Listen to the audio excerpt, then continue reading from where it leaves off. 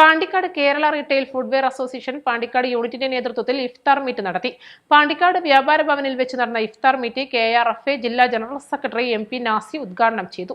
നിങ്ങൾക്കറിയാം, നമ്മുടെ ഈ പരിശുദ്ധമായ റമദാൻ മാസത്തിൽ നമ്മൾ കഴിഞ്ഞ 3 വർഷമായി ഇത്തരത്തിലുള്ള ഇഫ്താർ മീറ്റുകൾ നമ്മളവിടെ നടത്തിയിട്ടുണ്ട്.